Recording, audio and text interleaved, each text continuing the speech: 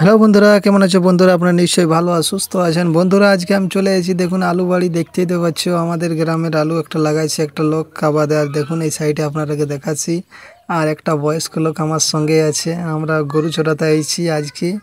আর দেখুন এই সাইডে দেখুন, আপনারাকে সঙ্গে চলুন, এই যে আলু বাড়িটা সামনে দিয়ে নিয়ে যাচ্ছি।